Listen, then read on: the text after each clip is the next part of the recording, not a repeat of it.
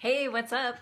Join me if you're around. Super excited to share this. This is one of my favorite tools, and it's going to absolutely be a game changer for you in helping you free up energy and shift it to start to shift your reality. So, while you're jumping on, let me know you're around, and I'll go ahead and start. So, have you ever felt like you just don't have enough energy? Hi, Mike. Yay, I finally see you live. So I'm sharing 3 steps to help you shift your energy, to start to rewrite your life and use all the energy that might be maybe getting placed in the places that aren't actually helping you and funnel it into places that can actually shift your reality. So often I hear this from many people, and I felt this way too, have you ever felt like you don't have enough energy? Like you get maybe to the afternoon and you're just feeling like you just don't have enough left. So I'm going to share some tools to help you with that, because I definitely have felt that way. And what I found is often it's just a misuse of energy. So you're misallocating your energy. So I want you to think about, the first part is, before we get into the steps, is where are you using all that energy? So what are the things that you're tying up your time with?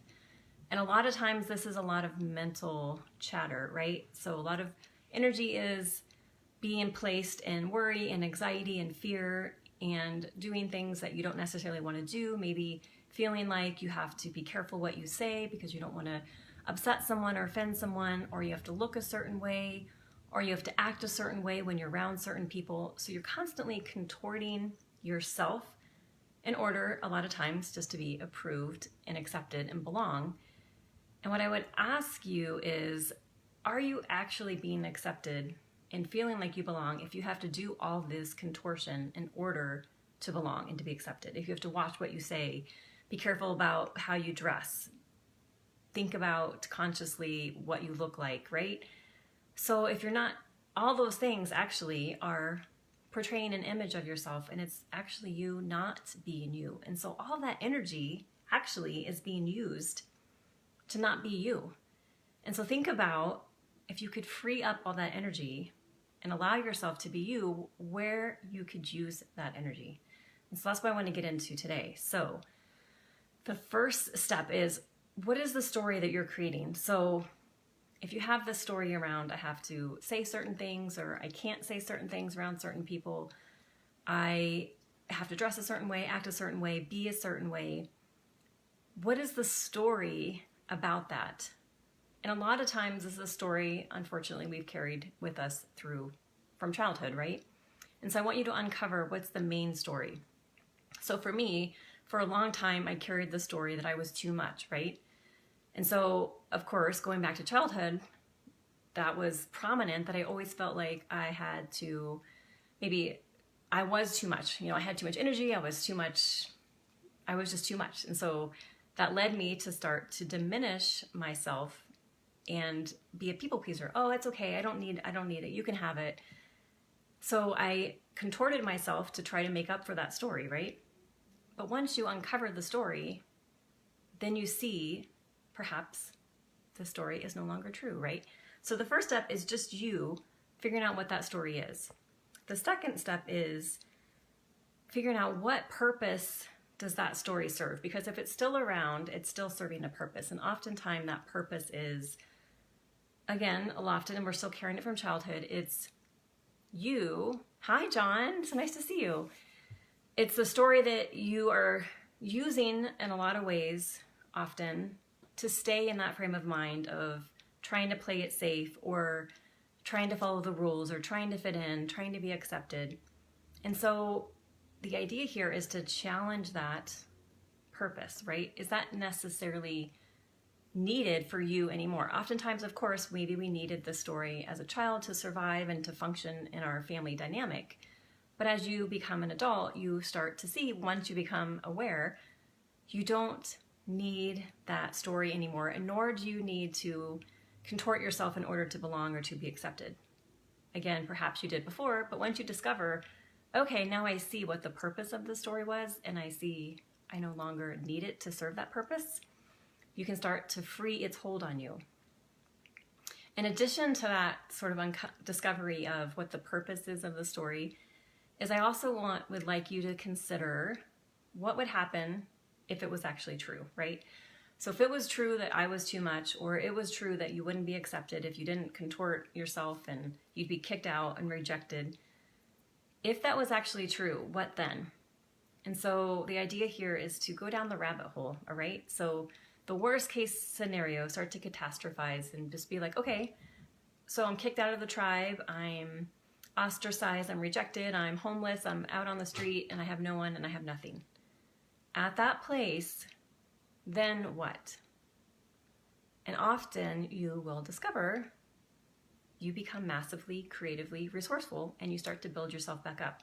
So even though you might think it's the worst case scenario, even in that place, you have way more tools and resources than you realize to build yourself back up from that place. And on the flip side, when you ask often, is it true that I'll end up homeless, rejected, ostracized? You realize, no, that's not true. And again, that's the story that has kind of kept you in that spiral of stuck, right? Of playing it safe, playing small, not really allowing yourself to be the full expression of you. So that's step 2. Step 3 is, what is actually true? This is the most important part. So it's starting to rewrite your script, starting to rewrite your beliefs, rewrite your words, rewrite your behaviors, rewrite your actions, rewrite your life. And so the idea here is to think about you without all those stories, all those old beliefs, all those illusions, all the lies that you maybe have been telling yourself or learned from society or from family or from education or from religious systems. Without all those obstacles and conditions, if all of that was dropped away, who are you in that place? And what is true about you in that place? And so going back to my original story of I'm too much, right? So the truth is, there's more than enough for me and for everyone else in this planet. I am never too much. I am perfect the way I am, right? So that story is not true. And again, it might have been true as a child. Hey, Ashley. Oh my God, it's so nice to see you.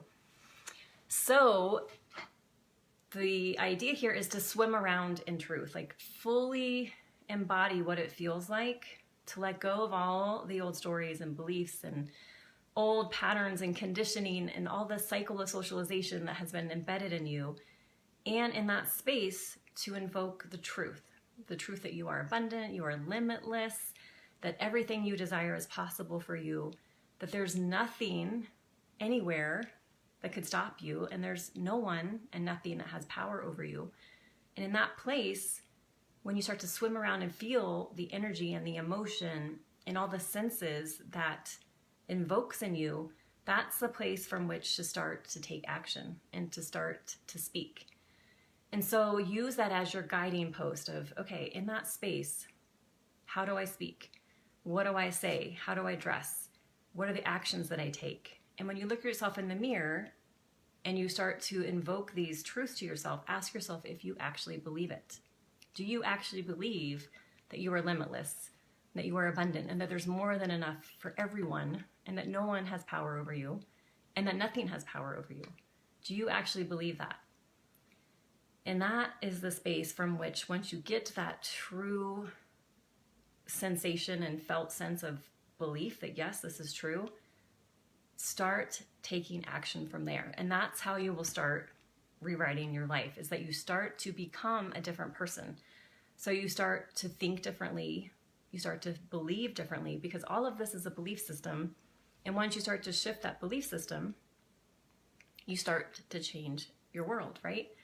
So the world is just a mirror of what you believe. And so if you're not liking what you're seeing, you have to change your beliefs. And at the core of that is what you believe about yourself, about your identity, about what's possible for you. And so once you start to change your internal belief system about what is possible for you and hold 100% unwavering belief in what is and who you are and what is true about you and about the world and about what's possible, then you start making massive changes in your life. And that's the space where you can start checking yourself when you're having conversations or taking actions or making decisions. You can ask, okay, is this true for me at my core, when I get rid of all the garbage, all the chatter, is this true? What I'm about to say to this person, is this actually true? And if not, make the adjustment, right? So that you're bringing yourself into alignment more and more in every situation and with every person, into being in truth, right? So you're not just saying you're fine if you're not actually fine. You're not agreeing to go to that event if you don't actually want to go to that event. You're not taking actions in your business that you don't want to take. You're not, again, walking around as a robot doing the things that people say you quote unquote should do, but you don't actually align with. And so it's clearing out all that chatter and getting clear on you doing things that are true at your core. And that is where all the energy is. Those are the things that are easy to do. Those are the things that propel you forward versus feeling like you're dragging yourself out of bed, making yourself go write something or call someone or go online, whatever it is. Those are the old paradigm. The new paradigm is you are aligning with the energy and you're following that energy, and that's how that energy just keeps regenerating. So, are there any questions? The idea here too is once you start to implant those new truths and those new beliefs, is it's your then opportunity to start to prove those beliefs true. So instead of repeating the old beliefs from childhood, because what happens is obviously we prove them true because we've lived them for 30, 40, 20 years, however long. And so now as you start to change those beliefs, you are looking for proof of those truths. So throughout the day, look for evidence. Yes, I see evidence right there that there's unlimited abundance. I see evidence there that this is absolutely possible for me. I see evidence there that there's more than enough for everyone. And so it's kind of a game for you to start to build like new neural networks, actually, where your new beliefs take over those old beliefs and your actual life changes to follow those new beliefs. Okay? I don't see any questions. So I did attach an energy mastery guide at the bottom of my title. So if you want to grab a copy of that, and it walks you through some of these steps in a little more detail. So to get rid of all that negative energy, which is sucking the life out of you, and replacing it with truth, which is the powerful energy that propels you forward and that makes massive changes in no time in your life. So if you would like a copy of that, grab it. And thank you all so much for being here. So psyched to hang out with you. And I can't wait to hear about your new beliefs and what you're rewriting for yourself. Okay. See you all on the flip side.